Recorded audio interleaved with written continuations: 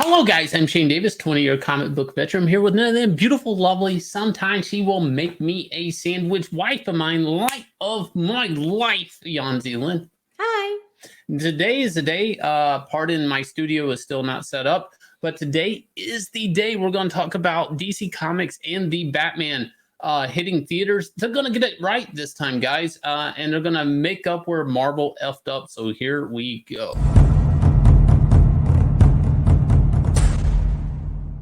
So this just in, DC Comics issue shots with Batman standees for graphic novels. Now, this is a lot of news to unpack as far as comic book news, as far as retailer news, as far as fans. We'll get right into it.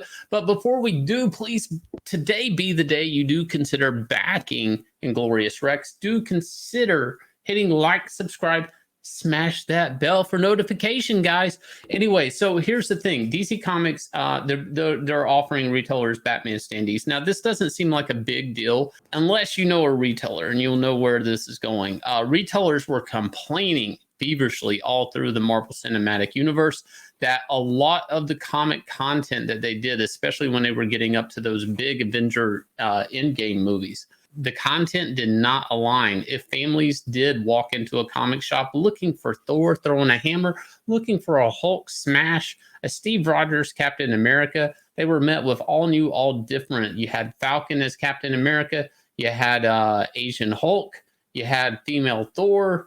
It was upside down to the average person that came out of a theater, that the little kid that had a book bag with Captain America on it, all those we're going to call them normies. I don't like using the word normies, but the normal consumer in the mass market was met with a cold slap upside the face of Riri Williams, of Falcon being Captain America, female Thor. Majoran never hit so hard. So let's get into it, Yanzi. Do you think the Batman movie is even really necessary at this point? I thought the Christopher Nolan trilogy was pretty good. I mean, do we really need this? But people bought that. They got to sell a new Batman movie to make more Batman dollars. And why else would you buy AT&T, buy Warner Brothers, buy DC Comics for Batman? And there's always a need for a new Batman. Here's the thing. What is this mainly shelving? Evergreen Classic. Let's have a look at the promo image that they used for this. So they're showing the standee, obviously, with Robert Pattinson. And let's have a little peekaboo at the titles that they put on the mock-up. So you have Year One, you have the Darwin Cook Batman, Long Halloween, Haunted Night, Dark Victory, Dark Knight Returns, Ash, and Catwoman Tim Sale again, as usual. So, wow, hang on, that's 4 Tim Sale books on this display. Basically, Frank Miller and Jeff Loeb. That's it. There's like 2 writers in that whole thing. So this is going to go off the rails a little bit before we get into it. I do want to note these are what's called in the industry as Evergreen Classics. That's when DC Comics rolls up their sleeves. They dig deep in that pocket and they throw a bunch of cash at a creator and say, we're going to sell this book forever. Make a classic. Let me get out of your way, Frank Miller. Let me get out of your way, Jeff Loeb and Tim Sale. Do your thing. And they hope to go to the bank time and time again. For people who know, Hush, Jeff Loeb, Jim Lee, guess how many years they worked on that, Yanzi? I don't know, it's 12 issues. Typically, for your industry, that should be what, 18 to 24 months, maybe? Over 3 years.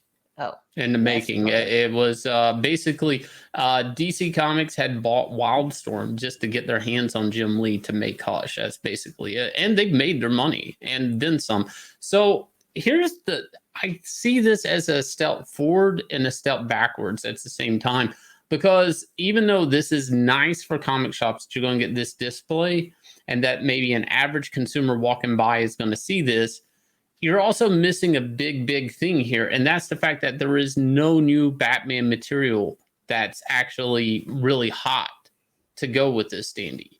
Isn't there all that Scott Snyder, Tom King, all these big writers, and DC has been touting about how popular their works are? Where are their books then? Well, they make a list, some of them, like Court of Owls, that was Snyder and Capullo. But what's sad is those creators have all fled to Substack during this time.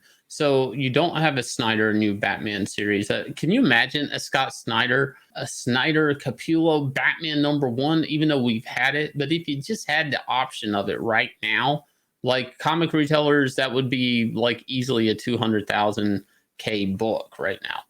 And that's the thing, is the problem with this list is a lot of this stuff is old rope. Now it's good rope. Don't get me wrong. I mean, I would suggest pretty much everything on that standee, not exactly this list, but everything on that standee. I would suggest to anybody that's new to Batman. But a lot of this stuff is upwards like what, 20, 30 years old going on some of it. So it's not new exactly.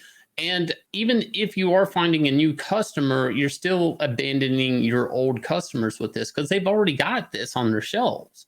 Actually, it's odd enough. There's not even new covers for these collections. I mean, maybe they could have got me to buy Hush one more time if it had a whole new awesome cover or something like that. And I'm not saying these things need new covers, but there's really not a reason for me to buy anything on this stand because I already have it. Probably most people go into a comic book shop, that's the case. They've already got it on their shelf. Then I'm confused. Why did they want to call it new edition then? Because it looks like they're really just using the old covers, maybe just changing the color gradient a bit or something. And I don't even think they did that. I mean, the Batman Year One, that cover looks exactly the same to me as the trade. Ego, like the Tim Sale stuff, looks the same. I mean, of course they're different editions, but the covers are the same. So that's where it's like, guys, I feel like what's interesting is these standees are expensive. I knew somebody who worked at Warner Brothers, and that was their job, was doing these standees, and these things are super expensive to make. And of course, you have to make them in bulk. Now, I'm sure not just comic shops are getting these. I'm sure any Barnes and Noble is going to qualify for one of these books a million. So this isn't really something that's a throwback. What is interesting, though, is these display cases also span out from the Batman to Black Adam, the Flash, is that right? Batgirl, Aquaman, and the Lost Kingdom standees. So take like Batgirl, take the Flash, some of these characters, Black Adam especially. I mean, is there an awesome Black Adam trade? Maybe, I don't know. But let's pretend there is. And do you have enough to fill the slots up? No. So a lot of these standees, I mean, you're just going to end up putting whatever DC Comics trade, and probably some retailers just going to put Marvel trades in there probably. I don't know. Here's the thing. Is this too little too late? And what are they actually doing? Are they trying to make up the mistake that Marvel did and they weren't trying to get movie recognition in comic shops or connect the movies to the books more to sell more? I kind of think so. I do think they're trying to bridge that gap, and that's healthy. I mean, that can be healthy for comic shops. It can be healthy for consumers who are new to Batman, even though I don't think there's that many people new to Batman. But I do think this type of cross branding could be super beneficial. I mean, I don't see how it could hurt, but I still feel like it misses the mark. I feel like there is a new Batman #1 by, say, Geoff Johns. I mean, can you imagine if 3 Jokers was coming out right now? Like, the sales would be through the roof. Well, good news for people. At least there will be Joker Wars you can buy to qualify for getting the standee. Is it the same thing? Maybe. I don't know. There's a 3 Jokers hardcover. Maybe they would want more copies of it, I guess, if people didn't really buy enough copies of it. I don't know. Yeah. So anyways, guys, that's leave me a comment below. Let me know your thoughts on this. Do you think this is a move in the right direction? Do you think it's possible to connect this bridge between people that watch the movies to buying actual books? What's sad is DC making anything worthwhile for them to go to next? And that's the truth. Is like, let's say if they do buy a book off the stand and they like it, they say they buy all of them and they love them. Where do they go next? Why are we only selling things that are like in our rear view? They're 20, 30 years old classics. Why? I mean, is it a testament of like our lack of making good comics today? Let me know below in the comment section. Also, I need to point out Inglorious Rex is at $246,211. Guys, it's my goal to hit $250,000 on this campaign. We do have a stretch goal we will unlock. You will get something extra if we can get there. Please share out this campaign. Let people know. Let it be known Shane Davis wants to hit $250,000 on his second crowdfunding book, Inglorious Rex. Inglorious Rex #1, $250,000. Let that sink in. And we will catch you guys with another video.